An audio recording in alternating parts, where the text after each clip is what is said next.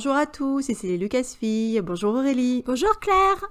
Aujourd'hui, c'est le rendez-vous Book Club pour le mois d'octobre. On va vous parler de Chevalier Errant, un roman légende qui vient d'être publié par Pocket et qui a été commis par John Jackson Miller, le même qui avait fait Kenobi, ce roman génial avec lequel on avait démarré le Book Club, et qui a été traduit par l'ami Sandy Julien, donc pour Pocket. Voilà. Ouais, donc ils n'ont pas changé l'équipe qui gagne, c'était resté les deux. Un combo gagnant, effectivement. Alors, il faut savoir que ce roman, il a été publié début 2011 en anglais, donc environ un an avant le rachat par Disney. Il est donc légende, mais en France, il est sorti cet été pour les différentes raisons que Lucille Gallio avait évoquées dans son interview, donc on va vous renvoyer vers cette vidéo. Voilà, mais ça y est, on l'a. Oui, et puis alors, c'est un roman qui est tie-in ou qui est lié à toute une série de BD, en fait. Ouais. Il y a eu la BD d'abord, après il y a eu le roman, et en fait, c'est la BD, il y a vraiment plusieurs aventures de ce personnage qui s'appelle Kera Holt, qui est donc le chevalier errant du propos. Sachant que son nom, la Kera Holt, vient justement de la contraction entre Knight Errant, donc chevalier errant. Ah, je savais pas, c'est excellent. Ah, mais tu apprends toujours quelque chose avec sûr. les Lucasfilles. Même les Lucasfilles, elles apprennent toujours quelque chose. Non, ça vient de là, mais nous on s'était dit, tu te rappelles quand on en avait parlé au Aurélie, on disait, ils ont une fixette sur le prénom Kira. Faut qu'ils arrêtent, quoi. C'est comme Mace, tu sais, que les Mace Windu, on avait Mace dans ce film culte qui est les Ewoks, l'aventure d'Andorre. Et donc là, Kira, tout est recyclé dans Star Wars, rien ne se perd. Ils ont tous été traumatisés par Dark Crystal, je vois que ça, pour nous sortir Kira à toutes les sauces, c'est assez incroyable. Alors tu as raison de souligner que c'est un tie-in avec une série de comics. En fait, ça se situe entre le premier volume du comics qui s'appelle donc Chevalier Errant Ignition et le deuxième volume qui s'appelle Déluge. Et il y a un troisième volume qui s'appelle Évasion. Et ils vont pas tarder à sortir en intégrale chez Delcourt. Ça a été repoussé à début 2021. Ça devait sortir en septembre, là, puis finalement ça a été repoussé à début 2021. On est quand même pas loin du roman coquin quand tu prononces ça comme ça. Ignition, déluge, évasion. Tu as vraiment l'esprit c'est mal 50 tourné. nuances de vert. Non, mais alors par contre, je vais tout de suite dire à nos auditeurs que la romance ne sera pas au rendez-vous dans ce... Et bon, c'est pas grave. Mais l'aventure et l'humour... Facteur rédhibitoire. Oui. Ils sont vraiment au rendez-vous. Alors, toi, tu l'as lu en anglais. Ouais. Moi, je l'ai lu en français. Donc, un petit mot rapidement sur la traduction de Sandy. Comme d'habitude, elle est excellente. Déjà, John Jackson Miller, il a une plume qui est très divertissante, qui est très agréable. Et Sandy le rend tout aussi vivant. Il y a beaucoup d'humour dans le livre de base. Et au niveau du langage employé, dans la traduction, il y avait des moments où j'avais l'impression de lire du San Antonio un petit peu. Ou dans les dialogues, ça peut être... Ou le côté cocasse de certaines situations, c'est vraiment, vraiment drôle. Et c'était très agréable à lire. Donc Sandy, merci encore pour ta traduction. N'hésite pas à réagir dans les commentaires. Et puis, pour les francophones, moi, je vous invite à lire en français. Il est vraiment top. Moi, du coup, c'est vrai que j'ai pas lu la traduction de Sandy, donc j'aurai peut-être des questions à lui poser. On voulait lui envoyer, et puis on a été quand même un peu prise de court finalement. Enfin, c'est ma faute, j'ai traîné, mais bon, c'est comme ça. Mais du coup, oui, c'est vrai qu'en le lisant, il y avait moi en anglais. Alors moi, j'ai pas lu du San Antonio, tout de suite.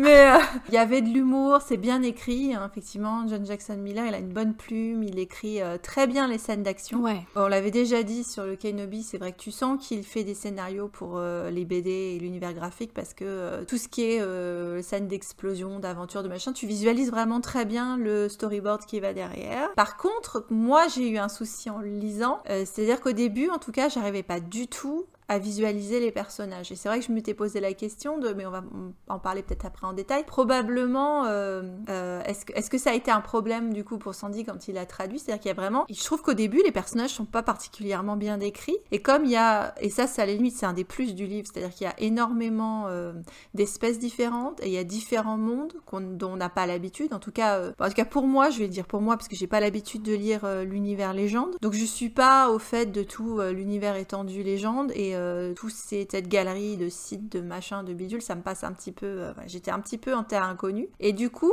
j'ai beaucoup jardiné au début du roman, j'ai eu du mal à rentrer dedans. Je tiens à le dire, si je raconte mon expérience perso. J'ai eu du mal à rentrer dedans aussi, mais je crois que c'était plus une question de contexte parce que la rentrée a été un peu compliquée, un peu chargée. Je m'y suis mise tard à le lire dans le courant du mois de septembre. Par contre, passé un certain événement, je pouvais plus le lâcher, j'étais vraiment à fond. C'est vrai que les personnages au début, ils sont esquissés à grands traits et tu as plus affaire à des stéréotypes qu'à des personnages vraiment en 3 dimensions hyper fouillés, en tout cas dans la première partie du roman. Mais alors par contre, moi, c'est vrai qu'à chaque fois qu'il y a une marque d'alien, moi je les mémorise pas, hein, il n'y a rien à faire, donc à chaque fois je vais sur Google Images ou Wikipédia, donc du coup j'ai des visuels et ça m'a vachement aidé à me projeter dans l'histoire en fait. De les visualiser tout de suite. Dès qu'il y en avait un qui arrivait, hop, j'arrêtais ma lecture et j'allais chercher un visuel en fait.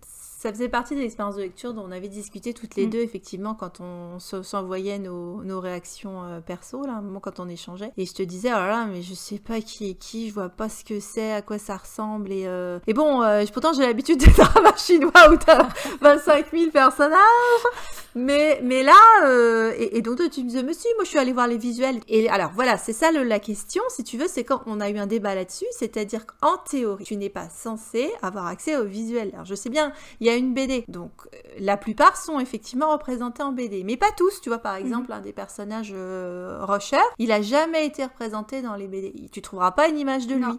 Mais par contre, tu peux trouver des images de Kera, tu peux trouver des images du Botan, tu peux trouver des images de Damian, d'Odion. Enfin, pour l'instant, je sais que si vous l'avez pas lu, tous les noms que je balance, ça fait un petit peu osef. Bon, on va revenir après en détail, mais c'est vrai que la plupart des personnages, du coup, tu les visualises pas. Et c'est vrai que normalement, tu devrais pas avoir à utiliser Wikipédia ou ton Google ou d'aller chercher la BD parce que c'est suffisamment décrit par l'auteur. Ouais. Alors, le fait est que ça existe, donc tu peux y aller et c'est vrai que si tu connais la BD, du coup, peut-être que ça aide. Moi, j'aime pas trop la BD, on en avait aussi parlé. Ouais. Le graphisme m'a pas séduit. Ça dépend des dessinateurs. Moi, il y en a certains que je trouve très bien, d'autres... j'ai pas tout regardé, donc c'est vrai que celui que j'ai vu, et je t'avais dit, en plus, je voyais pas trop le rapport avec le livre. En fait, je me suis rendu compte qu'effectivement, comme c'était une série de BD, j'étais pas forcément tombée sur la BD qui correspondait au roman. Et d'ailleurs, je suis pas sûre qu'il y ait une BD qui correspond au roman, puisque il s'insère vraiment entre deux volumes. Il n'y a pas d'adaptation, non, il n'y a pas d'adaptation. Donc du coup, c'est vrai qu'il y avait certains... Alors c'était intéressant aussi, parce que c'est vrai que j'étais quand même arrivée avec mon imagination, vive le pouvoir du cerveau, à m'imaginer certains personnages avec des références culturelles, cinématographiques ou autres, tu vois, en me disant, tel personnage, je le connais comme ça. Et c'est vrai qu'après, en voyant les visuels, alors c'était marrant comment ça se rapprochait ou pas d'ailleurs de ce qui nous est proposé. Disons qu'on pourrait dire du coup de notre expérience qu'on vous encourage effectivement à trifouiller et à aller regarder les visuels en fait. Ouais, surtout si comme moi les races d'aliens vous les mémorisez pas quoi. La seule que je connaissais à part le Botan parce que c'est des bébés loups-garous, je les vois vraiment comme des loups-garous, c'est les Sulustéens, ceux que j'appelle, excusez-moi l'expression, les phases de vulve. Je suis désolée, mais comme le pilote là dans l'épisode 6, Niam, je sais pas dire son nom, mais voilà. C'est les seuls que j'avais pas besoin de vérifier. Tous les autres, j'ai jardiné aussi. Voilà, mais par contre, ce que j'ai bien aimé sur les personnages pour lesquels on n'avait pas de visuel, tu évoquais donc Rusher. Dans les dynamiques des personnages, à un moment donné, on se retrouve avec un équipage complètement improbable, en galère, etc. J'étais vraiment partie à fond sur Serenity, sur l'équipage du Serenity, cette espèce d'assemblage de pieds nickelés dans un vaisseau tout pourrave. Enfin voilà, ou comme un Faucon Millennium Beast quoi, avec tous ces gens réunis Voilà, j'étais partie là-dessus, ce qui fait que pour moi Rusher c'était le capitaine du Serenity, plus âgé mais avec et roux, mais avec le même genre de tempérament à la con et j'étais partie là-dessus en fait. Moi j'avais noté cours des miracles / Charge de Noé. Ouais, il y a de ça. C'était un peu les deux. Ouais, c'est ça. C'était un peu les références que j'avais. Peut-être qu'il faudrait qu'on replace un petit peu le pitch et puis après refaire les trucs qu'on n'aime pas trop et les trucs qu'on aime bien. Enfin, comme vous connaissez la musique maintenant, c'est toujours un peu la même routine. Bien, donc ça se passe un peu plus de 1000 ans avant l'épisode 1. 1032. 1032, voilà. 1032 avant la bataille de Yavin, avant l'épisode 4. Donc un peu plus de 1000 ans avant l'épisode 1. Et en fait, c'est genre une génération avant Darkbane, pour ceux à qui ça parle, qui est le site qui va établir d'établir la règle des deux. Ce qui fait qu'en fait, vous avez Wat Mill Sith dans l'espace Sith. La République n'a pas le contrôle sur une partie de son territoire. Elle a coupé les ponts, etc. Elle a laissé une partie de la bordure extérieure aux mains des Sith. Ce qui fait que on a des Sith 13 à la douzaine, ce qui est très exotique quand on connaît seulement les films et le nouveau canon et qu'on s'est pas trop intéressé aux légendes, quoi. Et en fait, c'est là qu'on se balade dans une multitude de mondes, on voit des multitudes de types de gouvernements, on va y revenir. Et donc, on a notre pauvre Kera Holt, notre chevalier errant, qui s'est retrouvé piégé dans l'espace Sith lors d'une mission avec son équipage et son maître Jedi. Ils se sont tous fait massacrer sauf elle. Et elle est un peu devenue l'espèce de John McClane des Sith du coin. C'est un peu le poil à gratter. Elle essaie de les faire chier, de faire du sabotage, de faire vaciller leur pouvoir pour venir en aide aux gens. Et voilà, c'est l'épine dans leur flanc. La scène d'ouverture, elle est très intéressante parce qu'en fait, moi, je me suis emmêlé les crayons parmi les seigneurs Sith. Donc, au début du roman, en anglais, j'imagine qu'ils ont fait pareil. Tu as une liste de personnages avec une brève description de qui est qui, avec les principaux personnages et surtout les principaux Sith parce qu'ils sont nombreux. Chacun dirige un état qui porte son nom. Donc, on a Daemon qui dirige le Daemana, Odion qui dirige l'Odiona, etc. Et en fait, on va se balader de chez un seigneur Sith, j'irai dormir chez vous, messieurs les Sith, tu vois, donc ça passe de l'un à l'autre. Et moi, j'avoue que les 50 premières pages, c'était vraiment très très confus. L'espèce de rapport de force dans cet espace Sith, je m'en mêlais un peu les crayons entre les... Je devais sans arrêt revenir à cette page de liste de personnages, en fait. Ah non, Balek, il n'y a rien en anglais. Les boules. Du coup, voilà. Ça explique beaucoup de choses. Parce que déjà, j'ai galéré en ayant la liste. Alors toi, ma pauvre, ouais. Et tu vois, probablement, justement, on va savoir, faudra qu'elle réagisse ou pas Sandy là-dessus. Mais est-ce que ça a été une demande justement de Pocket parce que c'était tellement complexe qu'ils ont fourni une explication des personnages avant. Ce qui montre qu'effectivement, il y avait un problème. Donc déjà, d'entrée de jeu, je souligne le problème, ouais. Donc si tu lis la version en anglais, mets tes brassards.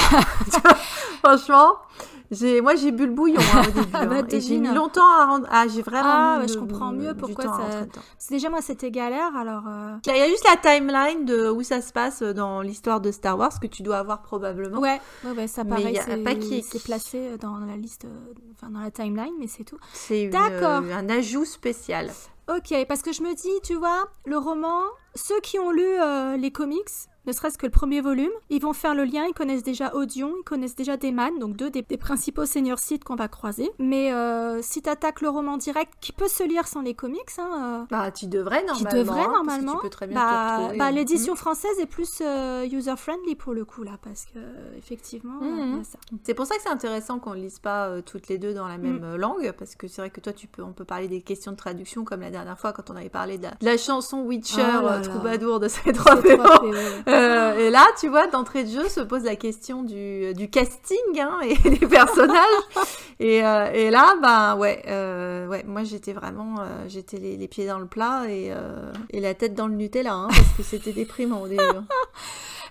Surtout quand, en fait... J'ai pédalé dans la semoule, voilà. Et d'autant qu'il n'y a pas de quoi pédaler dans la semoule dans l'absolu, puisque tu commences avec un prologue qui est hyper engageant, qui interroge, et tu attaques sur une scène d'espionnage / sabotage / baston. Tout de suite, t'es dans l'action. Il avait fait pareil avec Kenobi, où là, c'était le prologue, c'était un vieux règlement de compte dans la cantina de Mos Eisley, tu vois. Et donc, tout de suite, t'es dans l'action, c'est censé être hyper engageant, le style veut ça, le découpage du roman veut ça, et pourtant, tu vois, on a eu du mal toutes les deux à rentrer dedans. Et ouais. Et pourtant, j'en sais toutes les deux fait la réflexion que c'était bien écrit. Ouais. Enfin, je ne conteste pas du tout les talents d'écriture de l'auteur et sa capacité à créer des mondes. Et ça, là, pour le coup, on va le mettre le world building, puisque ça se passe pas sur Tatooine cette fois-ci. Ouais. C'est quand même un des gros plus du roman. Et bon, moi, j'ai pas du tout l'habitude de lire l'époque des Sith, les machins, Donc, c'était intéressant de voir une autre approche, par rapport à ça.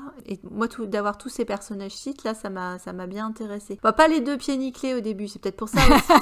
J'ai pas trouvé que c'était les plus intéressants. Les frères ennemis. Les frères ennemis, ouais. C'est ça. Alors, ces deux-là, bon, ouais. Eros et Thanatos, là, on va pouvoir en parler. Mais, ouais. Et puis c'est vrai que l'héroïne, est pas très engageante non plus. Elle m'a fait penser à Ray dans le fait qu'elle est vachement abrasive. Bon, elle est sur la défensive, évidemment. Elle est sous couverture, en territoire ennemi, avec a priori aucun espoir de rejoindre la République un jour. Elle est pas très attachante, en fait. Ah, c'est un peu comme Jyn Erso, j'ai envie de te dire. C'est une proto-Jyn Erso, d'une certaine manière, parce qu'elle a l'histoire d'avoir perdu toute sa famille et d'être un peu rogue. Hein. On est sur un personnage qui est rogue. Elle est détachée de l'ordre et de la base par la force des choses. Ouais. Donc, elle est livrée à elle-même. Potentiellement, elle peut être dangereuse pour les autres et pour elle-même. D'autant que c'est un personnage qui... Pour une Jedi, je trouvais quand même, elle était souvent agacée, en colère, ressentir des sentiments de haine, etc. Je me suis dit, tiens, elle est sur un arc de vengeance typique de nos dramas chinois. Elle va peut-être devenir une Sith, elle aussi. J'ai pas encore lu les comics. Ah non, mais à partir du moment où c'est parti en drama chinois, moi j'étais à mon aise. Là, tu peux y aller. Bien que je ne pense pas que ce soit la référence qui soit derrière, je pense qu'on est plutôt sur une bonne ressucée de mythologie grecque pour notre univers des Sith, là, donc on va le placer après. Mais ouais, le fait que tu aies des histoires de course à la couronne, de prince héritier, de reine douairière impératrice et de... et bon, voilà, il y a du cosplay qui tue. Bon, écoute, et une héroïne avec un passé mystérieux et un arc de vengeance, c'est plié, hein. Et des grosses créatures en CGI dégueulasses. J'achète. Donc c'est vrai, voilà, une entrée difficile dans le roman, mais à partir du moment où les forces en présence sont en place, ça va beaucoup mieux. À partir du moment où certains personnages qui étaient des électrons libres se rejoignent dans des galères pas possibles, évidemment, avec toujours beaucoup d'action, comme tu l'as dit, très facile à suivre, à visualiser. Ça, c'est un des points forts de cet auteur. Hein. C'est vraiment du délice pour ça. Ça, tout de suite, je trouvais que c'était plus engageant. Je dirais, quand on passe le premier tiers du roman. Après, ça va mieux. Oui, une fois que tu as passé le die-manette, quasiment, c'est ça, c'est à partir de là. Mais du coup, j'ai envie de dire que, en y repensant à ton histoire d'avoir le casting, la dramatis personae au début, là, c'est que, du coup, t'es spoilé, parce que moi, ça a été une découverte, de voir arriver les différents, oui. les différents membres du clan, là. Ouais. Moi, c'était une surprise à chaque fois, je voyais pas arriver les trucs. En plus, ils sont rangés dans l'ordre alphabétique, ce qui fait que... et pas dans l'ordre d'apparition. Ce qui fait qu'effectivement, il a fallu que je me tape toute la liste pour savoir qui était qui. Alors, ce qui est bien aussi, c'est qu'il a mis entre parenthèses à chaque fois quelle était la race d'aliens. T'avais quand même des grosses aides visuelles et cognitives. Moi, j'étais vraiment... j'étais sans filet, sans corde, sans grappin, sans rien du tout, quoi. Sans pantalon. Sans pantalon aussi, voilà, ça me permet de mettre Kylo, ça y est, ça c'est fait. Bon, merci. Ça me fait plaisir. Merci de m'avoir tendu la perche et le Kylo à poil. Voilà, nos auditeurs sont rassurés. Ils l'ont eu, je sais que ça devient le running gag, donc ça y est, ça c'est fait, passons à autre chose. Oui, donc le début, et disons que si on est tout de suite sur les moins, on va dire ça, c'est-à-dire la difficulté à rentrer dans l'histoire, parce qu'il y a, je sais pas, il y a un manque de références visuelles, en tout cas pour des gens qui sont pas dedans, qui n'ont pas l'habitude des BD et pas l'habitude de ce type de personnage et de cet aspect de l'univers étendu. Ça peut effectivement être un petit peu vertigineux au début, a fortiori encore plus quand tu es en langue originale que par rapport à la langue française. Ouais, mais quand même, accrochez-vous parce que ça vaut le coup après de lire le roman. Enfin, je sais que passer ce premier blocage, moi, ça a été l'éclat total. Je l'ai vraiment trouvé top, quoi. C'est ça la question, c'est qu'après, alors toi, je sais que tu as envie de lire la BD. Moi, je sais pas si j'ai envie de continuer nécessairement avec les aventures de notre joyeuse chevalier errant sans peur et sans reproche. Il y a d'autres personnages qui m'intéressent là-dedans, mais je sais pas si j'ai tellement envie de rester traîner avec eux, en fait. Ouais. Donc ça fait partie des questionnements à avoir. Moi, ce que j'ai bien aimé aussi dans le roman, c'est que du coup, on passe de chez un seigneur Sith à un autre. Alors, ils se font des crasses pas possibles entre eux, puisque forcément, ils sont tous...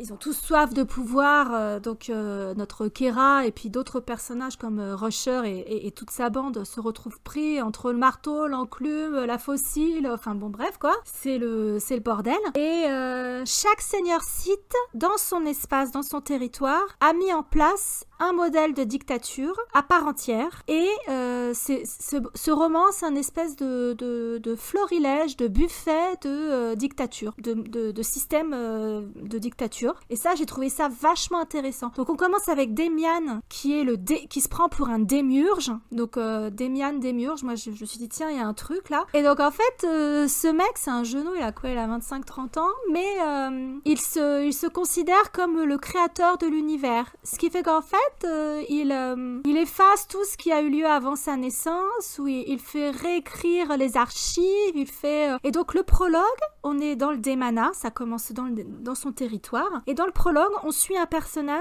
qui est en charge de réécrire l'histoire. Et tout de suite, on est en mode 1984, le ministère de la vérité, avec cette espèce de propagande, de cette gymnastique intellectuelle qui consiste à réécrire l'histoire ou à l'effacer pour la faire correspondre au fait que Daemon, ce seigneur Sith, est censé être un démiurge. Et en face, on a donc Odion, donc on rappelle, ce sont les deux frères ennemis, qui, lui, ne jure que par la destruction, la mort, tous ses serviteurs, tous ses acolytes sont des kamikazes en puissance. Donc il y en a un, il se prend pour le créateur du monde et l'autre pour le destructeur des mondes. Donc déjà, vous voyez, il y a un gros souci. Et ils se foutent sur la tronche allègrement, bien sûr, chacun avec des techniques très, très différentes, quoi. Ça, j'avais trouvé ça vraiment intéressant d'entrée de jeu, que ces deux-là soient posés.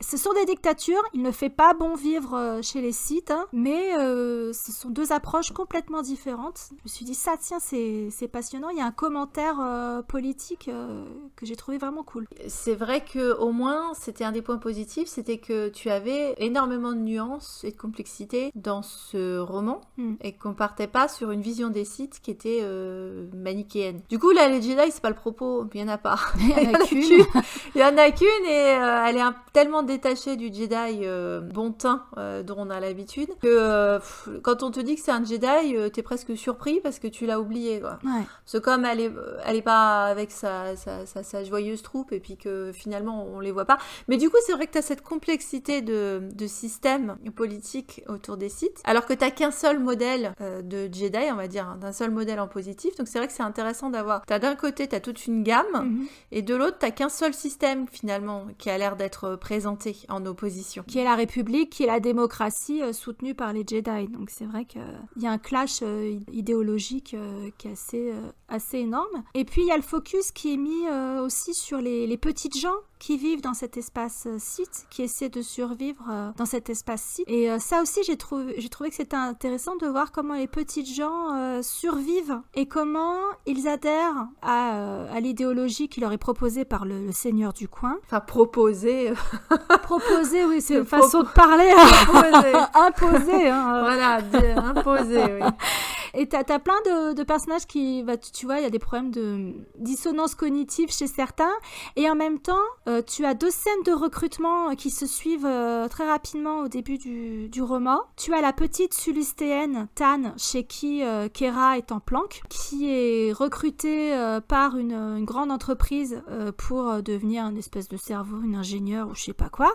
Et puis, à côté de ça, tu as un Douros qui s'appelle Biddle. Le Boon.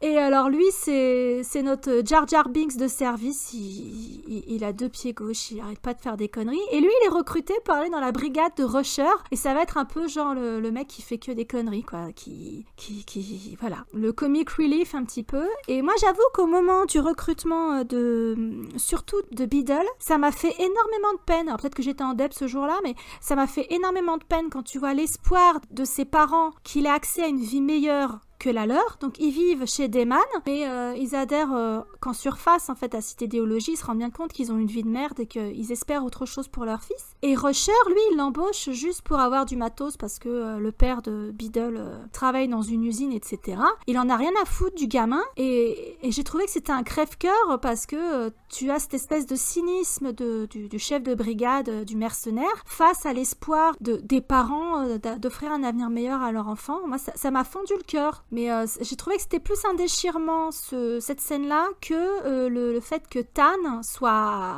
arraché à son père et que Kera doive lui dire au revoir, quelques pages plus loin, tu vois. C'est vraiment, moi, l'enrôlement de Beadle qui m'a fait de la peine. En sachant que c'est très temporaire, puisqu'après, il sert de comic relief, et j'ai adoré l'utilisation de ce personnage. Encore une fois, ça m'a renvoyé vers Serenity, vers... Et ben moi, je suis complètement passée à côté, tu vois. J'ai pas calculé. Je t'avoue que l'équipe, justement, la joyeuse équipée du Diligence, c'est ça? Le Diligence, ouais. Diligence Express, là. Le Diligence Express, moi, je m'a pas du tout intéressée. J'étais pas à bord avec eux, quoi. Je sais pas qui était dedans, je sais pas ce qu'ils faisaient, ils m'ont pas embarqué. Autant j'arrive mieux à visualiser les sites, et eux, ils m'ont bien intéressé, hein, parce que t'as un joli concours de gueule et de personnalité, on va dire, truculente. Mais là, la petite équipée de la Cour des Miracles, je te dis, à part noter Cour des Miracles, j'avais pas grand chose à en dire. Ah ouais, tu vois, c'est marrant, on n'a pas accroché au même truc. Ah bah non. Tant mieux, c'est rigolo. C'est logique. Ouais. Pas toujours sur les mêmes choses. Hein. C'est vrai que d'un côté, tu as les sites qui sont extrêmement, plus ou moins manipulateurs. Il y en a qui sont plus intelligents que d'autres. Tous assoiffés de pouvoir avec des égos démesurés, etc. Et en face, tu as des petites gens ou des roublards ou des mercenaires qui essaient de survivre, de tirer leur épingle du jeu, quoi, autant que possible. Et ça part en cacahuète sur le champ de bataille au moment où Daemon et Odion se foutent sur la tronche. Et c'est là qu'on se retrouve d'un seul coup avec notre mercenaire rusher qui recueille des milliers d'enfants, qui les sauve, et que notre Jedi se transforme en poil à gratter pour lui aussi. C'est-à-dire que non seulement elle fait chier les seigneurs Sith, non seulement elle fait chier notre espion Botan, qui est un agent double, triple, quadruple, on sait plus trop bien, mais en plus, à partir du deuxième tiers du roman, elle fait chier aussi l'équipage du Diligence. Et je trouve que les interactions avec Rusher sont assez fun quand elle est obligée de le courir après, il fait semblant d'aller aux chiottes pour lui échapper, il passe par une porte secrète parce qu'il veut pas du tout lui parler, elle l'emmerde avec ses réfugiés, quoi. T'as des moments qui sont quand même cocasses avec tous ces réfugiés de plein de races différentes, parce que c'est ça qui est bien aussi, c'est que t'as énormément de races qui sont présentes dans l'espace Sith, des gens qui ont été déportés, qui sont des travailleurs forcés, des esclaves, voilà. Et à un moment donné, t'as un truc qui est quand même cocasse, c'est Kera qui se demande comment tu veux expliquer à un Wookiee qu'il doit faire la queue pour accéder aux toilettes dans le vaisseau, parce que d'un seul coup, t'as tous ces jeunes de toutes les races possibles qui doivent cohabiter dans ce vaisseau qui part en sucette, qui est un vieux tas de ferraille, vraiment comme le Faucon Millenium. Comme ça, comme d'habitude, voilà. Oui, voilà. Ça, et ça, j'ai trouvé ça excellent. Tout ce passage-là, j'ai vraiment trouvé ça hyper drôle, en fait. Bon, il y a que moi, apparemment. Oui, je sais. Non, mais je sais que t'as beaucoup plus ri que moi. Moi, j'ai pas ri dessus. Mais parce que j'étais probablement déjà encore en train de me débattre avec, quoi. C'est pour ça que je sais pas, j'ai eu du mal sur ce truc. Ouais, j'avais noté aussi des expressions qui m'ont fait rire. Alors, je sais pas si c'est du fait de la traduction de Sandy, si ça rend aussi bien en anglais, mais j'avais noté à un moment donné, j'adore la façon de parler d'Odion. À un moment donné, il dit un truc du genre à moins que cette greluche Jedi soit là et que tu ne la laisses s'en occuper à ta place. Une fois encore, quand il se bouffe le nez avec l'espion Botan qui s'est encore fait doubler par la Jedi. Là, cette greluche Jedi, j'ai trouvé que ça excellent dans la bouche d'un seigneur Sith, tu sais. Et t'as plein de trucs comme ça dans tout le roman, en fait. Les dialogues sont, comme on avait dit pour Kenobi, hein, ça fuse de tous les côtés, c'est hyper drôle, c'est hyper dynamique. Moi, ça m'a vraiment plu, cet aspect-là. Et il y a des moments où j'ai vraiment ri à tout haut, en fait, parce que c'était drôle. Voilà. Oui, c'est vrai qu'ils sont moins guindés. J'ai pas noté, moi, d'expression particulière, enfin, mais c'est vrai que dans les dialogues, ils sont beaucoup moins guindés que ce qu'on a d'habitude. Ah, c'est pas Palpatine qui fait des phrases. Non. Certains, oui, mais Odion, par exemple, lui, c'est un pragmatique du combat, on va dire, le mec, et il est à moitié cyborg, il a été refait c'est un vieux de la vieille, quoi, et il a un langage qui correspond plus à un langage de Truffion, quoi, ouais. On est dans la partie spoiler, non spoiler, on est où là? Bah ouais. Les feux. Donc, si vous voulez lire le roman, malgré nos réserves sur le départ, sur la difficulté à rentrer dedans, arrêtez-vous là parce qu'on va rentrer plus dans les détails sur la deuxième partie de l'intrigue et sur des personnages qu'on n'a pas cités encore. Donc, spoiler alerte. Et puis, si vous avez lu le roman ou que vous vous en foutez, restez avec nous. Ouais, et puis si on reste sur là où on en est dans la partie non spoiler, donc de nos retours à toutes les deux, donc Aurélie a bien aimé le livre, l'a trouvé drôle, etc. Bon, moi, vous sentez que c'est un peu plus mitigé mitigée, mais je prête des qualités d'écriture à ce roman et je trouve que la découverte de l'univers Sith, donc finalement qu'on trouve souvent, enfin parce que surtout quand on n'est pas encore une fois dans l'univers étendu et qu'on se retrouve juste limité à la gueule de Palpatine et à un Darth Maul ou à un Dooku à la limite, tu vois, passe encore si t'es encore dans l'univers un peu étendu avec Asajj Ventress, etc. Mais je trouve que ça gagne un petit peu, on va dire, à l'intérêt pour les Sith dans ce roman. Donc je dirais que pour ça vaut le coup de le lire. Mais ça devient meilleur au fur et à mesure. Et c'est vrai que c'est amusant de se rendre compte que au final, c'est une grande famille qui se fout sur la tronche pour une course à l'héritage. Parce que justement, à un moment, il pose la question. Est-ce qu'on peut naître Sith? Je sais plus lequel pose la question à un moment. Ouais. Parce qu'il y a ça, il y a le fait que finalement, on n'avait jamais, enfin en tout cas de ce qu'on a pu voir nous du Sith, hein, mais cela dit, la question de Rey Palpatine va se relever, va maintenant mettre ça en avant, qui est que normalement tu ne n'es pas Sith, tu devrais le devenir, hein, on est d'accord? Ouais. Et donc là, tu te retrouves avec une famille qui est de manière innée liée à la question du mal. Alors, c'est intéressant, mais ça soulève un certain nombre de problèmes également. Parce que justement, je trouve que, et bien que je trouve que ce soit un roman hyper complexe et nuancé, on va dire, d'une certaine manière, le fait que là-dedans, ils soient tous pourris, même si c'est à différents degrés de pourriture, c'est gênant. Après, on a lu que celui-là. Après, je sais pas ce que la BD développe sur ces personnages, puisque les personnages des Sith restent présents dans les différentes aventures de Qi'ra. Mais cette famille du mal, là... Nos Borgia de service, ils sont gratinés. Nos Borgia, ouais, je te dis, j'avais dit drama chinois. Mais en fait, on va repartir sur la mythologie grecque. Parce que c'est vrai, t'as raison sur la question du démiurge, je trouve, parce que c'est vrai que c'est celui qui crée et t'as l'autre qui est celui qui détruit. Tu as les racines grecques sur pratiquement tous les personnages. Il y a leur nom, hein, Kalimondra, le nom de la famille en elle-même. Kali, ça veut dire beau. Mondra, je ne sais plus, mais bon, t'es quand même dans cette création-là. Et t'as Vilia, t'as Arcadia, enfin t'as un personnage qui s'appelle Arcadia. La terre bénie, mythique, tu vois, où tout n'est que bonheur et où coule le lait et le miel. T'as ça quand même. Donc Odion, pareil, et Daemon, ça fait très grec aussi dans le propos. Dromica aussi, ça fait grec. Ça sonne grec aussi. Ouais, tout à fait. Donc c'est vrai que tu finalement, il faut un peu ces sites comme ces espèces de dieux de la mythologie grecque qui se tapent sur la gueule en permanence. Parce que on est à un niveau où même si ils sont mortels, eux se voient comme des divinités. Leur influence sur le reste de leur populace est celle d'une divinité. Oui, tout à fait. Et c'est vrai qu'ils du coup ils mettent tout leur secteur à feu et à sang. Ils n'arrêtent pas de se bastonner avec des armes toujours plus perfectionnées, etc. à la course à l'héritage pour que la matriarche, qui est une espèce de... t'avais mis le doigt dessus, Lady Olenna Tyrell. La reine des épines. En plus, quand elle apparaît, elle est dans un jardin avec des fleurs et machin. Donc c'est vraiment ça, quoi. Il y a une obsession du jardin chez les Sith, finalement, tu vois, parce que Snoke, c'est pareil, il a sa serre. Donc, même Palpatine, ça se trouve, il avait son shrubbery, tu vois. Mais ils aiment s'entourer de beauté. Ils sont laids à l'intérieur, mais ils aiment s'entourer de beauté. Parce que même, regarde le monde où vivent les jumeaux. Alors, c'est pas une diade, c'est une diarchie. Ils font bien flipper leur race. J'ai trouvé que c'était les plus flippants du lot. Leur système, c'était le plus flippant. Ah, mais je les ai adorés, moi. Ah, mais c'était passionnant. C'est à partir d'eux que moi, je me suis intéressée au livre. Ah ouais, c'est tard. C'est à partir des jumeaux. Toi aussi? Ah non, moi c'était avant. Non, moi c'est à partir de la bataille sur Gazari. C'est ça, Gazari. Là. C'est la bande de Gazari. C'est ça, baston au milieu des cratères de volcans et tout. On se retrouve avec l'Arche de Noé. Ouais. Moi, ça y est, j'étais prise dans le trip.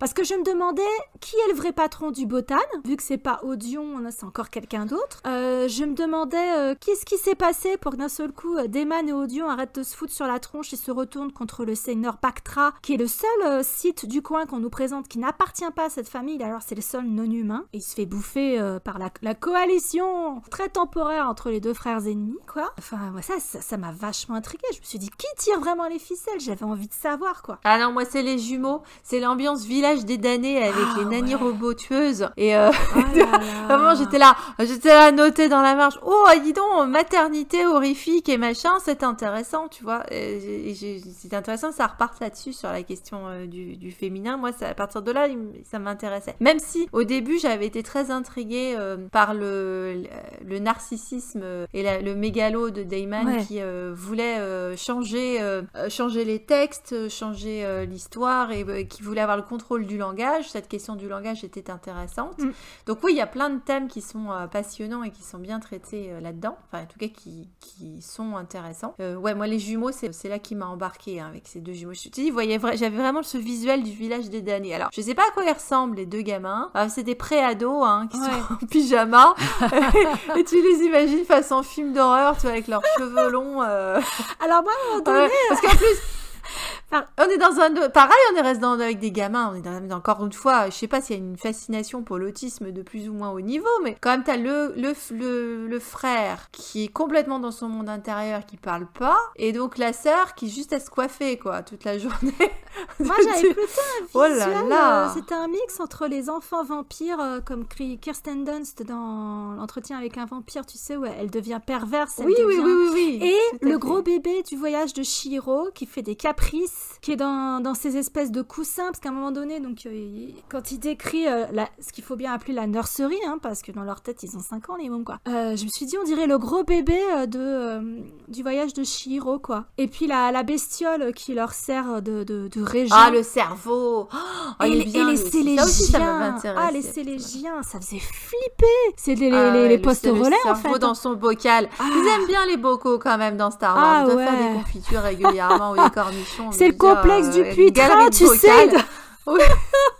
C'était entre Dune, tu sais, l'espèce de gros machin dans le bocal là qui te faisait voyager, qui refaisait l'espace-temps avec l'épice. Et puis je sais pas, et puis il y avait un mélange aussi avec, tu sais, la créature dans Rogue One qui lit ton cerveau. Sert à Saw Gerrera voilà, j'avais ce visuel là moi aussi. J'avais aussi un visuel en plus petit du gros cerveau dans Starship Troopers. Ah le oui, cerveau aussi, des aliens, truc qui monte, mais dans un tube à essai. Et en fait, comme en plus t'as ton espèce de crustacé géant qui leur sert de régent en plus. Il y avait ça aussi. Et ça m'a fasciné l'utilisation des Sélégiens, donc d'une race télépathe. Ils sont réduits en esclavage en fait, ces pauvres bêtes. Et pour servir de relais et piloter les gens à distance. J'ai trouvé ça génial. Et ça m'a fait vachement de peine pour eux en fait. Et quand elle tombe sur le chef des Sélégiens, Wan, je me suis dit, abrège ses souffrances, débranche le truc. Il te crie d'abréger ses souffrances. C'est pas une existence pour lui. Il est suffisamment intelligent pour s'en rendre compte. Débranche-le, quoi. J'ai eu de la peine pour ces animaux. Je sais, c'est con, mais... Ah oui, parce qu'au début, c'est ce qu'elle veut faire. Elle veut le massacrer, puis comme elle communique avec, elle retourne juste la situation pour le contrôler, lui. Elle essaie de le sauver, elle avait prévu de le sauver. Ça, c'est un truc qu'on reconnaît bien les Jedi, c'est qu'elle essaie vraiment de sauver le maximum de gens, en fait. Y compris elle-même. Parce que dans un des premiers chapitres, en fait, ce que j'ai trouvé très intéressant, c'est dans le chapitre 2, je crois. À un moment donné, elle a cette réflexion qui m'a fait penser à la phrase de Rose dans le dernier Jedi. Il ne sert à rien d'être mort, en fait. Se suicider par si interposé ne résoudrait rien. Kera devait vivre. Donc c'est là où elle explique comment elle a renoncé à un attentat suicide, etc. pour déstabiliser le pouvoir de Daemon. Et qu'elle s'est dit non, il faut que plutôt que détruire les sites ouvertement, je vais plutôt essayer d'aider les gens. Et ça m'a vraiment fait penser à la citation de Rose, en fait. Et ça, c'est un état d'esprit qui est très Jedi, finalement. Dans le bon sens du terme. Kira, la survivante. Il y a même un moment où elle est contrôlée à faire une tentative de suicide, un truc kamikaze, et puis elle arrive à reprendre le dessus et justement à pas se faire tuer. Et à séparer les jumeaux, en fait, qui fonctionnent plus du tout une fois qu'ils sont séparés. Tristoun aussi, les jumeaux. Les jumeaux, c'est vrai que c'est intéressant parce que, en fait, ils sont tous ces personnages-là méprisent souverainement les autres. Ils sont tous mégalomanes, narcissiques. Donc en fait, les autres n'existent pas. Ils sont tous des outils pour eux. Alors, ils ont différentes façons de le voir. Mais c'était intéressant avec les jumeaux, c'est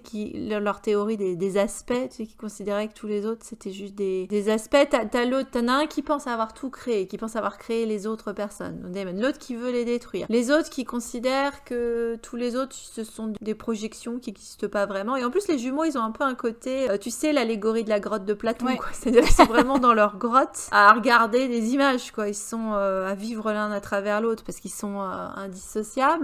Et en plus, c'est hyper dysfonctionnel comme relation parce qu'en fait, ils peuvent très bien survivre l'un sans l'autre. Donc, ils sont juste habitués à être en dyade, mais il faut les séparer pour leur développement personnel parce que justement, c'est hyper dysfonctionnel de les laissés ensemble. Donc merci l'ascension de Skywalker de nous avoir réunis les jumeaux à la fin.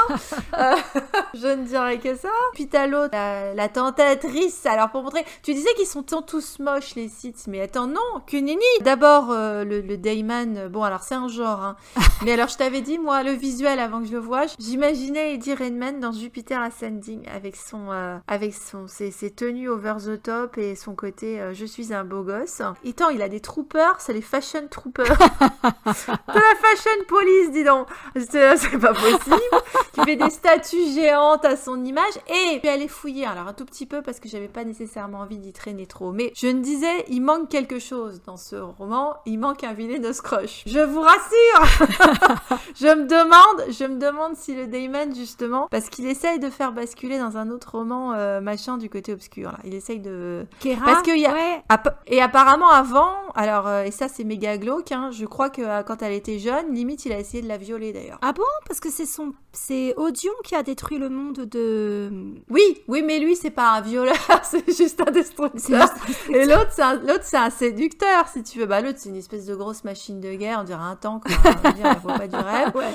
Mais en plus, il est trafiqué, robotisé. Enfin bon, l'autre, il est paré comme une fille de joie. Et je me demande si je crois avoir lu qu'à un moment, il avait la jeune fille quand elle était beaucoup plus jeune et qu'il avait tenu des propos un peu olé et qu'il y aurait eu un peu du pelotage et enfin tu vois #MeToo hein Kéra hein, il y avait eu un moment et que plus tard dans le récit donc pas dans ce roman encore une fois il essaye de la faire passer joins-toi à moi faire passer du côté obscur donc bon voilà je tiens à dire que dans ce roman peut-être ça manque ça aurait pu aussi virer hein, avec la cousine avec Arcadia. Tout à fait, ça aurait pu être elle la tentatrice machin. Mais peut-être qu'on peut faire un petit point généalogie parce que ça s'impose pour une fois qu'on n'a pas la généalogie pourrie des Skywalker. Donc c'est comme l'a dit Aurélie, c'est une famille mafieuse, mythologique grecque, enfin ce que tu veux, enfin tu peux partir sur tous les trucs. Et on a droit à un moment à leur généalogie. Alors il y avait... mais limite c'est presque aussi du Beowulf, hein. Aussi j'avais noté ça parce qu'à un moment ou de la mythologie grecque avec les titans, c'est-à-dire que t'as la mère des monstres là, Xéliane. De toute façon, on va refaire le tableau généalogique, ça va être beaucoup plus simple. Donc, voilà le tableau généalogique que vous pouvez suivre, où on voit qu'il y a vraiment tout un clan avec les origines, voilà. T'as la grand-mère, donc ce qu'on dit là, la reine des épines, la Vilia, donc qui est une veuve noire, qui épouse... Pour le coup, ça rapprochera du mariage de la princesse Leia, où t'avais quand même le pouvoir aux femmes et beaucoup de systèmes de matriarchie. Ouais. Et donc du coup, c'est les femmes qui sont décisionnaires de qui va être l'héritier du gros gâteau Sith, quoi, qui pour l'instant qui est morcelé au début. Et donc l'impératrice douairière, donc elle a eu... Moi, je te dis, j'avais noté 7 gamins, 7 pères. Et t'avais, donc il y en a 2 qui sont restés, Xéliane, justement, et Chagras. Et Xéliane, c'est la mère de Daemon et Odion. Chagras, par contre, lui, il a eu Arcadia et les jumeaux. Ouais. Et tout ce beau monde est à la course à l'héritage. Et avec en plus d'autres, je crois. Il y en a d'autres qui se greffent aussi, mais essentiellement, ouais. À un moment donné, ils ont une espèce de réunion de famille. On se serait cru dans Knives Out, tu sais. Ouais, ou je te dis, dans le clan des Siciliens. Ah ouais. Pas, hein, aussi. Ah, la joyeuse famille. Sauf que c'est pas Marlon Brando, c'est Oléana Tyrell, quoi. Non, c'était vraiment intéressant de voir tous ces sites qui ont des illusions de grandeur et comme t'en arrives à comprendre, en fait, ce roman, avec le recul, je me dis, c'est con de pas l'avoir eu avant Darth Bane, parce que ça explique bien pourquoi Darth Bane a dit, bon, il y en a marre, tous ces sites qui se foutent sur la gueule, divisés pour mieux régner, vous êtes bien gentils, mais en attendant, ils peuvent pas aller plus loin en termes de potentiel, en termes de puissance globale, etc. Et c'est là qu'il a décidé de faire le ménage et d'instaurer la règle des 2, quoi. Mais c'est pas pour ça qu'il a décidé de faire le ménage, justement. Bah, je me demande. Parce que c'est une génération avant. C'est une génération avant, donc c'était typiquement ce genre de comportement qui lui hérissait le poil et il y a mis fin, en fait. Il a fait le... Mais du coup, pourquoi tu dis c'est dommage de pas l'avoir eu avant Darth Bane? Parce que... Bah, moi, j'aurais bien aimé lire ce roman-là avant de lire des trucs sur Darth Bane, tu vois. Bah, ça tombe bien, moi, j'ai pas lu Darth Bane. Alors, il va falloir qu'on la lise, la trilogie. Faire qu'on Ah la bah lise. écoute, il faut se la lire. Ah ouais. Ouais. Non, c'est bien. Oui. Bon bah écoute, je la lirai, hein, mais non, de toute façon là j'ai préféré les sites. Donc ouais, les jumeaux, moi je les ai bien aimés. Et alors oui, je te dis Arcadia, alors là c'était du délire là, Arcadia, là. La Reine des Neiges, Ah ouais. la Reine des Neiges guerrière là, qui ressemblait un petit peu aussi à la Reine de glace de Narnia. Ah, là. c'est ça, j'avais le visuel de Twida. Comment elle s'appelle? Tilton. Ouais, c'est ça. Tilden. Ouais. J'avais ce visuel-là. Effectivement, on aurait. Je Oh, m'attendais je pense à ce qu'elle est qu'elle leur plus propose jolie, des hein. loukoums à tout moment. Tu sais, tu veux des loukoums? Elle aurait pu apporter des locaux. Ouais, non, mais attends. Non, parce qu'elle a un côté un peu, tu vois, androgyne compliqué. Là, t'as visiblement l'accent est mis sur le fait que limite, c'est une espèce de fée. Parce que même le botan, il aimerait se la faire. Tu dis, même le loup-garou, il dit, oh, si seulement je n'étais pas un loup-garou. Puis elle est pas frileuse, ma mère. Hein. Ah bah, elle est pas frileuse. Enfin, une site qui est pas habillée pour te dire que le look du tout en noir et capuche avec les yeux jaunes. D'ailleurs, on n'en a pas parlé de Damon, qui est une espèce de proto David Bowie aussi, avec ses yeux verts. Ouais. Un œil jaune et un œil bleu. Bon, ok, quand il est en colère, il passe en site, mais pour te montrer qu'à une époque, les sites, c'était pas monolithique. Hein, parce que la Reine des Neiges, elle a de la fourrure, et elle a des capes en argent, et elle a une garde-robe. Enfin, tu vois. Tranquille. Ouais. Défiler chez Lagerfeld. Ouais. Carrément. Bon, son frère, il est en pyjama toute la journée, tu vois, mais elle compense. Ah, c'est un autre mode de vie. Et la grand-mère avec son espèce de robe jaune, une espèce de tissu transparent à paillettes jaunes. Fallait oser. Bon, alors je dis pas qu'il est transparent qu'on voit à travers, mais tu vois, c'est une espèce de. Elle est pas à Walpé, Comme une hein, la mousseline, grand-mère. un peu comme un tissu. Oui, léger. une espèce de mousseline, ouais, gossamer, je sais pas comment c'est traduit en anglais, mais je vois très bien ce que c'est comme tissu. Et bon, voilà, elle met du jaune, quoi. C'est pas. Pourquoi ça fait très. Ah bah encore plus, ouais. Ouais, t'imagines bien Diana Rigg balancer certaines des répliques que balance Villia, quoi. Parce qu'elle a pas la langue dans sa poche, Lady Olenna. Hein. Là, c'est du même tonneau. Et du coup, c'est drôle. Toute sa famille, là, elle les voit venir, mais tellement avant même qu'ils se réveillent le matin, elle les voit venir pour prendre le pouvoir et tout.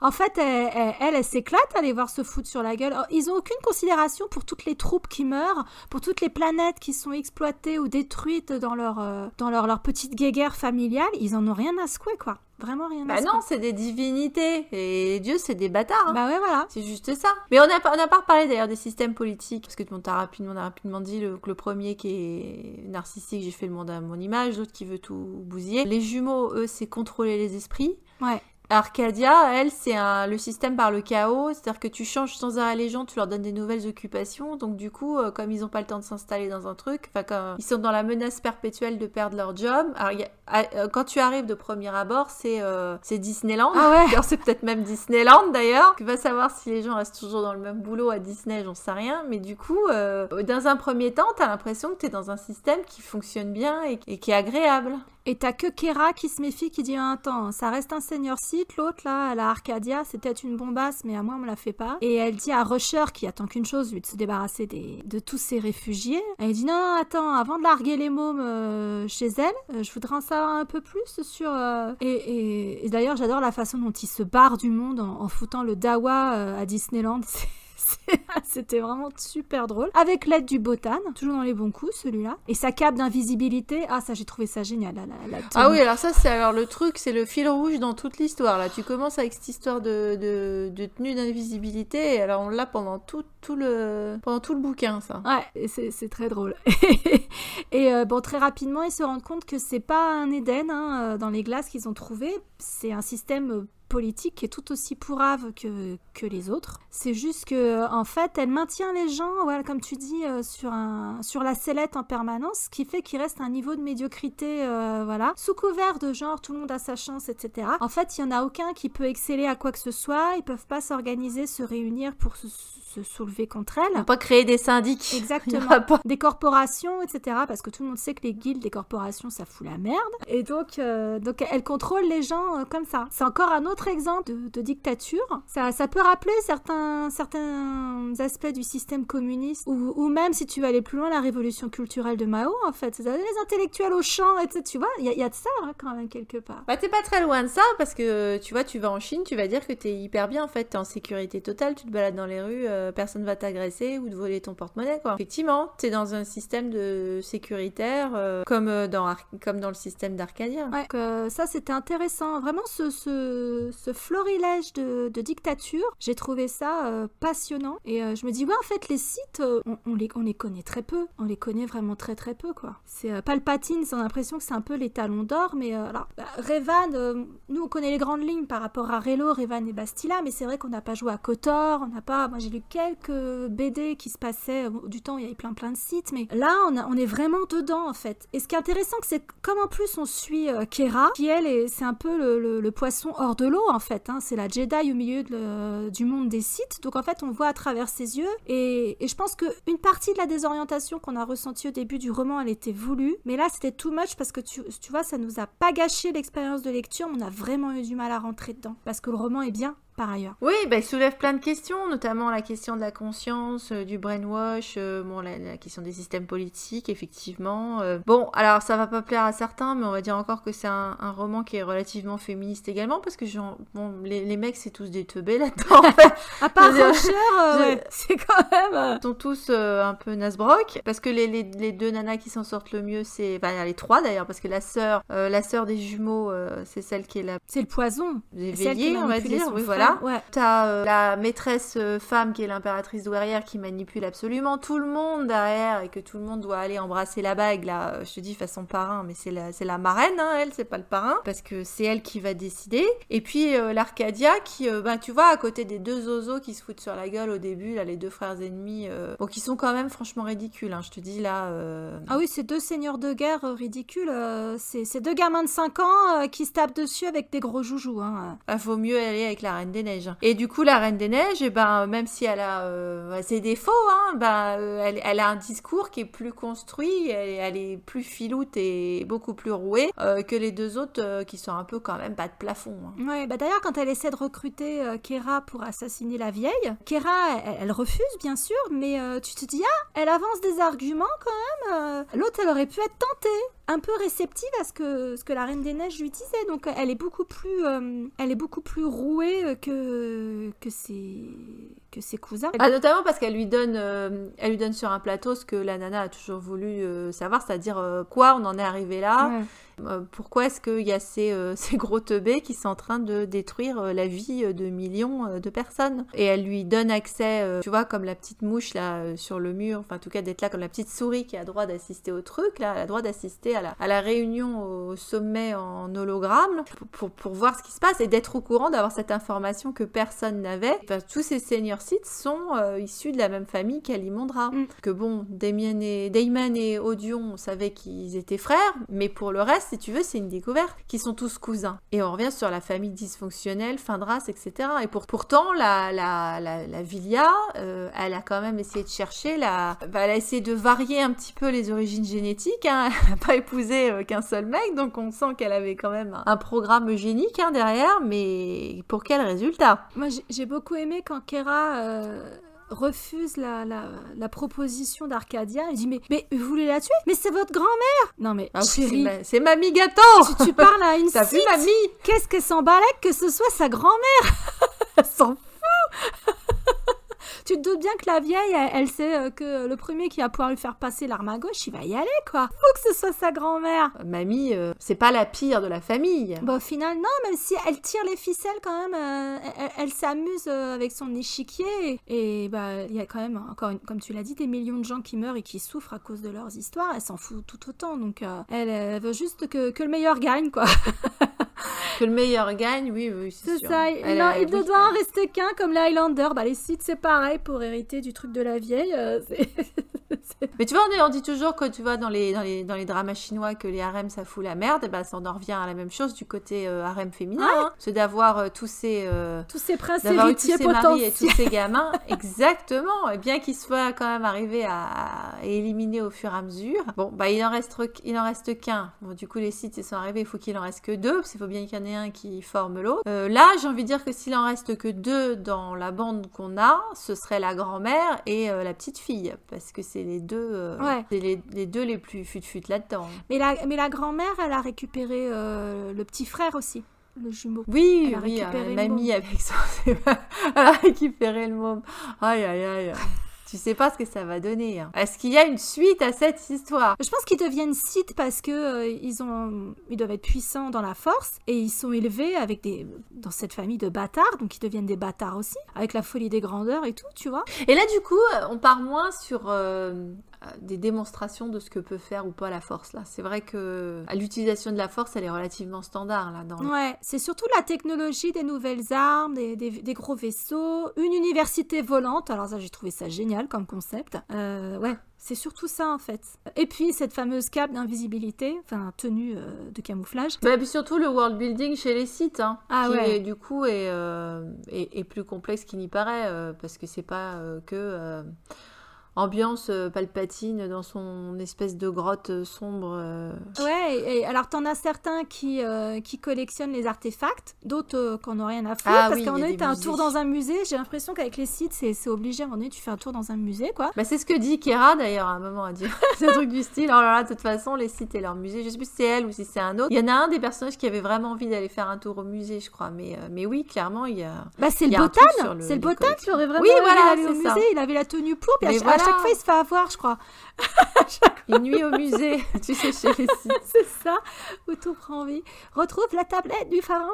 Ouais, ça c'était sympa, cette histoire de cette diversité parmi les sites. Voilà, c'est ça qui était... C'était diversité d'approche, diversité de style, diversité de système politique. Tu te dis, en fait, il y a plein de façons d'être un site. Alors qu'il n'y a qu'une seule façon d'être un Jedi, visiblement. Posez-vous des questions, les mecs, hein. Posez-vous des questions. Mais ils sont vachement perdus, du coup, les sites, hein, parce que quand tu vois que tout ce qui reste, c'est Palpatine...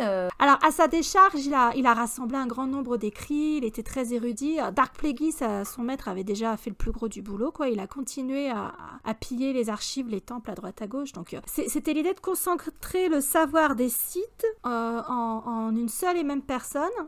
Plus son apprenti, en sachant que pour perpétuer le cycle, il faut à un moment donné, l'apprenti va tuer le maître, et c'est complètement acceptable et accepté par les deux parties, l'apprenti et le maître. Mais là, le savoir des sites, on s'en balèque. Hein. Ouais. Il n'y a pas tellement de questions de savoir des sites dans ce roman, mais de la même manière que je disais, on voit pas tellement d'utilisation de la force, plus que, tu vois, manipulation d'esprit, être capable de projeter des machins, d'utiliser ton sabre laser. Mais c'est vrai que du coup, que ce soit des particularités d'utilisation de la force par un site ou par un Jedi, c'est pas là que vous allez trouver votre cam si c'est ce qui vous intéresse, parce que c'est vrai que c'est pas vraiment le propos, quoi. Non. Il y a pas tellement de choses sur c'est plus de l'ambiance et du propos politique et de la dynamique familiale et course au prince héritier que ce qu'on pourrait avoir sur, je sais pas, le lore de c'est quoi être un Sith et c'est quoi être un Jedi, en fait. Ouais, c'est vrai qu'il y a quelques duels au sabre laser où ils font appel à la force, mais sinon la force, elle est surtout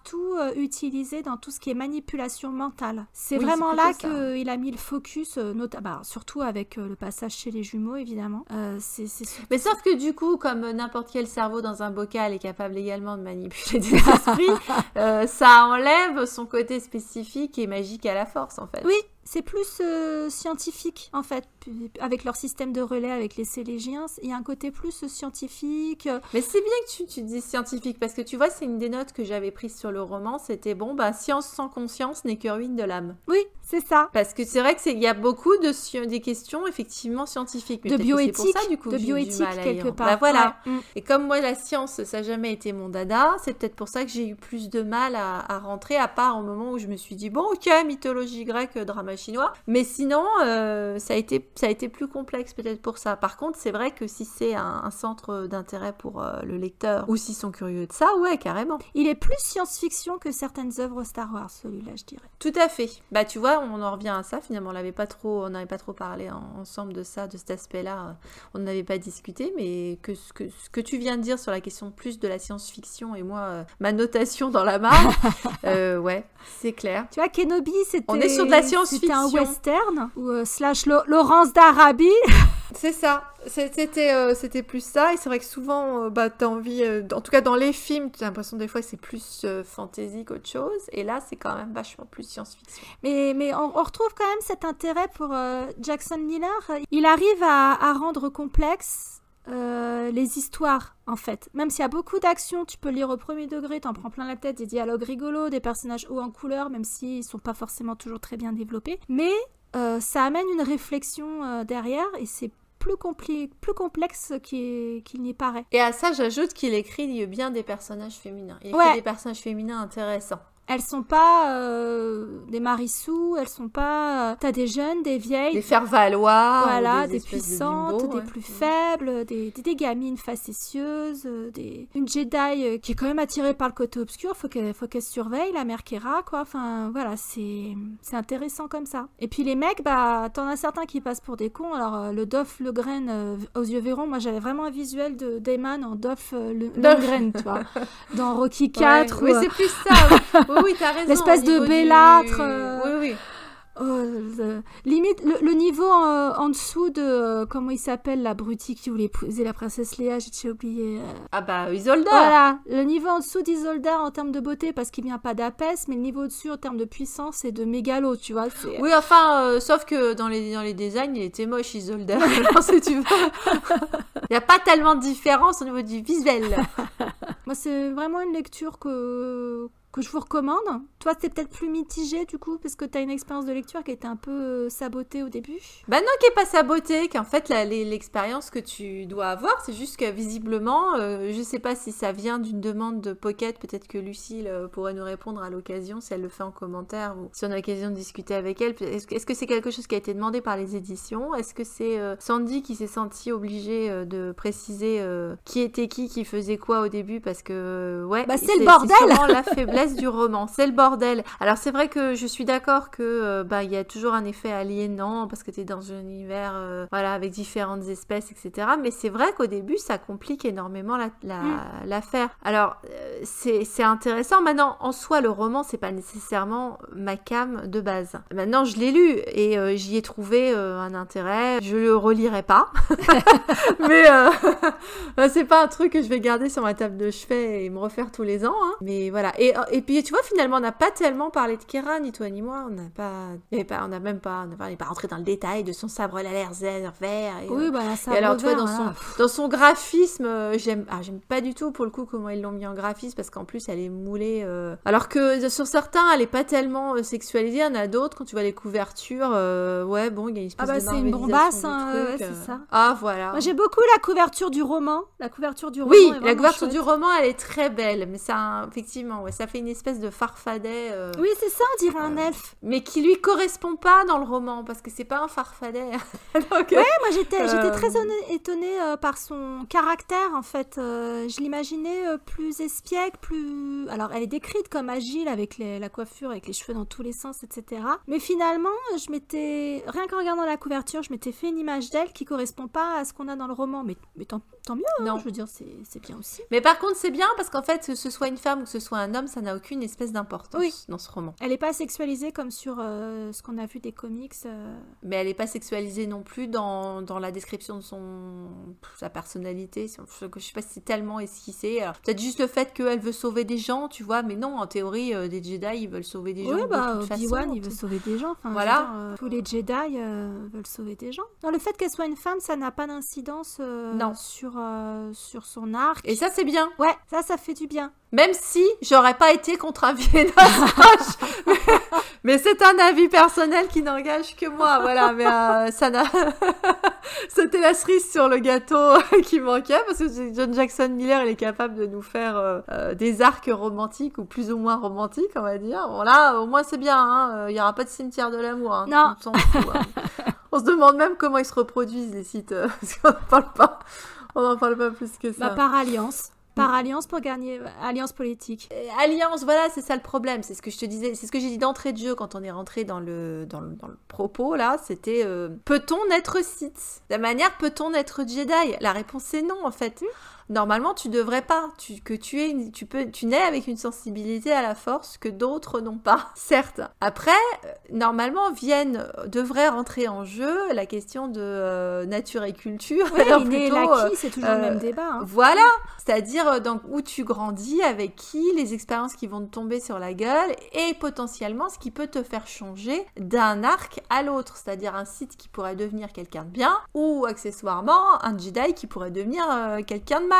Après tout, on a vu les passerelles de l'autre côté, puisqu'on a Anakin qui le devient. Je me demande si on a l'inverse. Ah, peut-être. Est-ce qu'on l'a déjà eu? Est-ce que ça existe? Voilà, parce que me dites pas Kylo, parce que voilà, d'abord ça n'est pas un Sith. Et bon, mais voilà. Bah t'as Revan qui a pas arrêté de faire le... Et bah voilà. L'ascenseur. Bah, de même que Bastila, hein, d'ailleurs. Et bah donc c'est possible. Ouais, même si nous disent ils peuvent pas revenir, machin. Et bah donc cette famille, tu vois, qui est foncièrement pourrie jusqu'à la moelle. Est-ce que moi, pendant tout le truc, je me suis demandé, est-ce qu'il y a un membre de cette famille qui va racheter... pas tout le panier de crabes, là, tu vois, mais qui dirait « Non, mais moi, je suis pas comme ça. C'est pas parce que vous êtes une bande de... » Comme dans nos dramas chinois, il y en a toujours un qui est un peu plus moral que les autres. Ouais. Exactement, ou qui refuse cette dictature du « T'es né comme ça, c'est comme ça que ça va se passer. » Voilà, c'est tout à fait... Et à la limite, ça aussi, c'était potentiellement quelque chose qui me manquait. Mais comme c'est un roman qui s'inscrit, on va dire, dans un ensemble de BD, est-ce que dans les autres BD, c'est traité, pas traité? Ah, peut-être. Peut-être que là, ceux qui s'intéressent à ça... je pense qu'il faudra qu'on la lise quand même, la bande dessinée, mais ouais. Oh, je m'en réjouis d'avance. Je me doute. Oh, chouette. Bon, alors, je vais zapper directement aux pages avec le Villainous Crush, moi.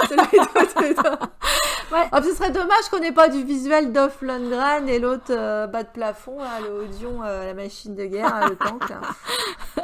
L'écraseur de monde, l'expandable de service. Héros, c'est Thanatos, je te dis. Ouais, c'est un peu de Sauf ça. que bon. Tout à fait. Le yin et le yang, mais même pas, parce qu'ils sont aussi casse-gueule tous les deux. Ah oui, ça reste deux méchants, c'est juste deux approches différentes, quoi. On conclut? Ouais. Ouais, vas-y. Saleté. Bon, bah, sur ce... Chevalier errant, moi je vous le recommande, sans réserve. Je pense que je le relirai maintenant que je sais qui fait quoi. Je le relirai avec grand plaisir, mais sûrement après avoir lu la bande dessinée pour accrocher moi, les si wagons. je le relis, ce sera qu'en français. Du coup. Bah ouais.